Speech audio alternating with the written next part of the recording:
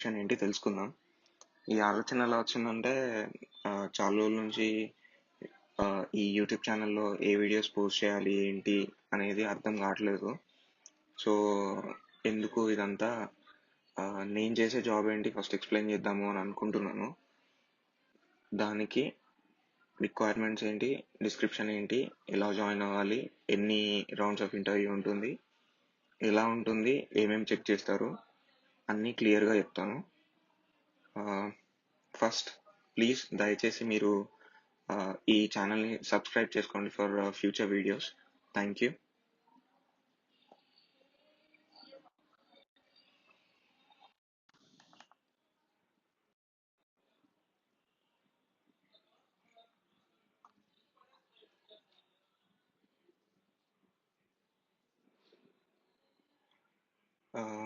నా జాబ్ గురించి తెలుసుకునే ముందు మనం ఫస్ట్ బీపీఓ అండ్ కేపీఓ గురించి తెలుసుకోవాలి. సో బేసిక్గా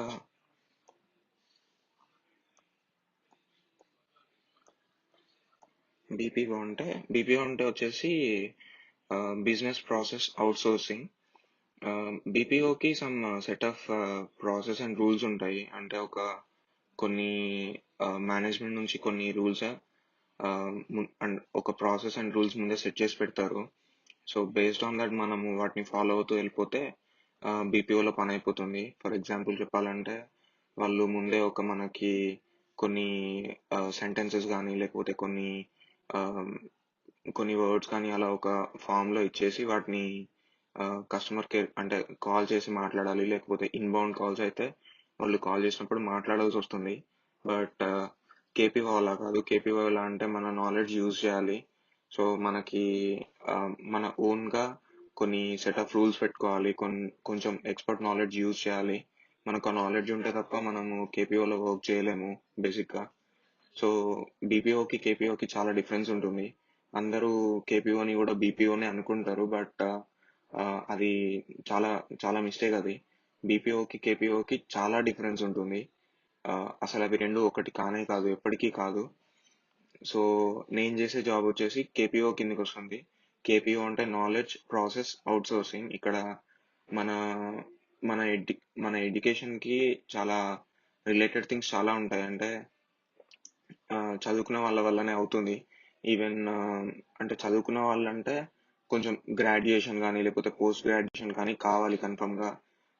ఇంటర్మీడియట్తో 10th ఇవి కేపీఓ చేయలేము.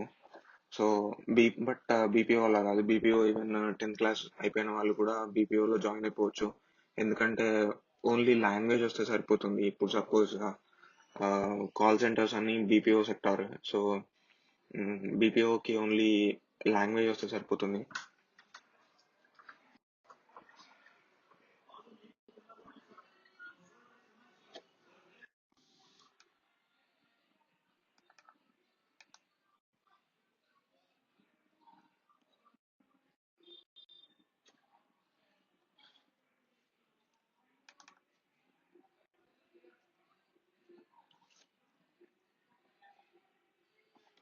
యా.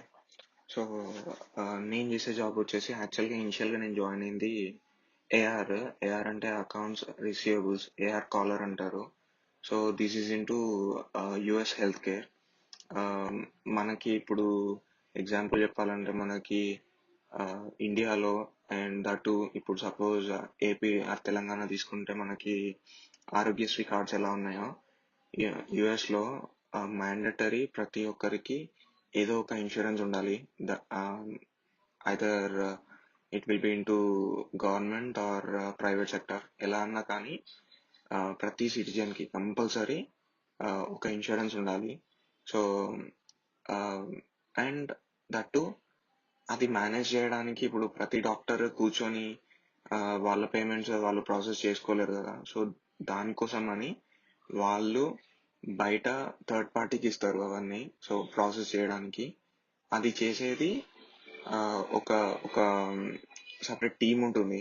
సో అంటే మా క్లయింట్స్ వచ్చేసి యుఎస్ హెల్త్ కేర్. అంటే మా క్లయింట్స్ అందరు వచ్చేసి యుఎస్ డాక్టర్స్ మా క్లయింట్స్. సో మేము ఏం చేయాలి అని అంటే first end to end starting ఇప్పుడు వీటిని సపోజ్ ఆ పేమెంట్స్ ఏమంటారంటే క్లెయిమ్స్ అంటారు. అది ఒక క్లెయిమ్ తీసుకుంటే దాన్ని ఫస్ట్ స్టార్టింగ్ బిల్లింగ్ అంటారు ఫస్ట్. దానికంటే ముందు కోడింగ్ ఉంటుంది. కోడింగ్ అండ్ బిల్లింగ్ ఇవన్నీ నేను మళ్ళీ సపరేట్ ఒక వీడియో చేస్తాను క్లియర్గా చెప్పడానికి. ఎందుకంటే బిల్లింగ్ అండ్ కోడింగ్కి కూడా చాలా జాబ్స్ ఉంటాయి. సో బిల్లింగ్ అండ్ కోడింగ్కి కూడా నేను సపరేట్ ఒక వీడియో చేస్తాను. ఇనిషియల్గా నేను జాయిన్ అయింది ఏఆర్ కాలర్గా. సో ఏఆర్ కాలర్ అంటే ఏం చేయాలంటే మనం ఫస్ట్ ఎప్పుడైతే క్లెయిమ్ మనం బిల్ చేస్తామో, బిల్ చేసిన తర్వాత ఇన్సూరెన్స్ వాళ్ళు ఆ క్లెయిమ్ ప్రాసెస్ చేయకుండా దాన్ని డినై చేస్తారు. అంటే మేము ఈ క్లెయిమ్ని ప్రాసెస్ చేయట్లేదు, దీనిలో సమ్ ఎర్రర్స్ ఉన్నాయి, సో వాటిని రెక్టిఫై చేయండి అని చెప్పి మనకి డినైల్ పంపిస్తారు. సో డినైల్ పంపిస్తే మనము దాన్ని మళ్ళీ ప్రాసెస్ చేసి వాళ్ళకి మళ్ళీ రీబిల్ చేయాలి, అంటే రీసబ్మిట్ చేయాలి క్లెయిమ్ని, ఎర్రర్ని కరెక్ట్ చేసి. సో అది ఏఆర్ కాలర్ చేస్తారు. బట్ ఇక్కడ కాలింగ్ ఎందుకు ఉంటుంది అంటే అసలు ఆ డినైల్ ఎందుకు వచ్చింది, మనము ఏంటి అని తెలుసుకోవడానికి ఇన్సూరెన్స్తో ఫాలో అప్ చేయాలి. అంటే ఇన్సూరెన్స్కి కాల్ చేసి ఇన్ఫర్మేషన్ గ్యాదర్ చేయాలి. సో దానికోసమని ఏఆర్ కాలర్స్ని తీసుకుంటారు. వన్ థింగ్ గ్యారంటీ ఇస్తాను ఏంటంటే మొత్తము ఎంత రెసిషన్ వచ్చినా లేకపోతే ఎంత ఏం జరిగినా సరే ఒక ఒక రోల్కి ఒక కేటగిరీకి ప్రాబ్లం లేదు అని అంటే అది యుఎస్ హెల్త్ కేర్కి.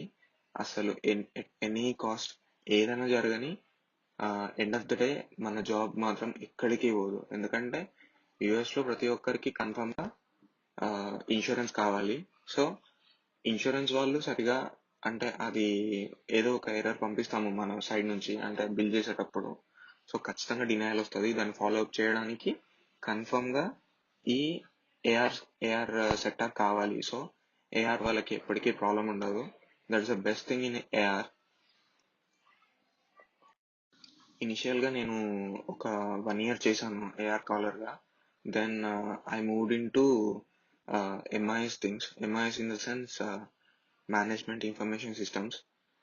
This is completely into reporting side. అది కూడా యుఎస్ హెల్త్ కేర్లోనే, మా ఆఫీస్లోనే. నేను ఇంటర్నల్ జాబ్ పోస్టింగ్స్లో మూవ్ అయిపోయాను దాంట్లోకి. ఎందుకంటే నాకు కొంచెం రిపోర్టింగ్ సైడ్ అటు ఇంట్రెస్ట్ కాబట్టి నేను అటు మూవ్ అయిపోయాను. మా ఫస్ట్ శాలరీస్ చెప్తాను, దెన్ రిక్వైర్మెంట్స్ డిస్క్రిప్షన్స్ కూడా చెప్తాను. శాలరీస్ వచ్చేసి స్టార్టింగ్ 15,000 నుంచి 20,000 ఉంటుంది for fresher. Then maybe with in 2 years అది 25-30K దాకా వెళ్ళిపోతుంది with in 2 years.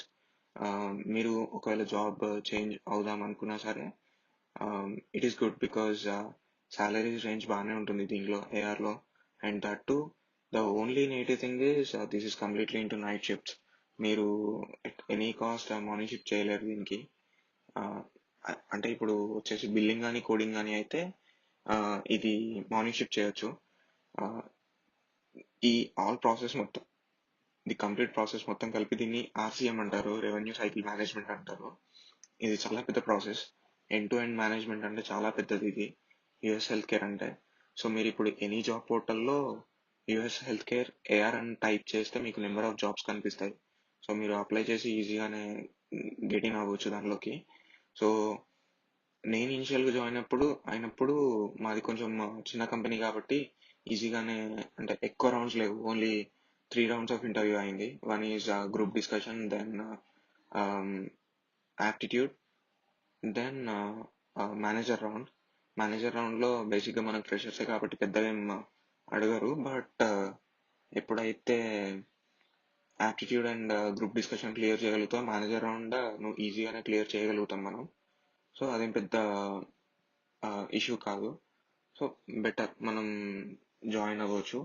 And then చాలా కంపెనీస్లో మనకి యుఎస్ హెల్త్ కేర్ ఉంటుంది, లైక్ కాగ్నిజెంట్, ఆప్టమ్. చిన్న కంపెనీస్ చాలా ఉన్నాయి అలానే. పెద్ద కంపెనీస్ అంటే ఇంకా కొన్ని ఉన్నాయి, బట్ నాకు పెద్దగా ఐడియా లేదు. ఐ మీన్ హెచ్జిఎస్ కానీ ఏజిఎస్ ఇలా పెద్ద కంపెనీస్ ఉన్నాయి. సో ఏఆర్ మంచి జాబే.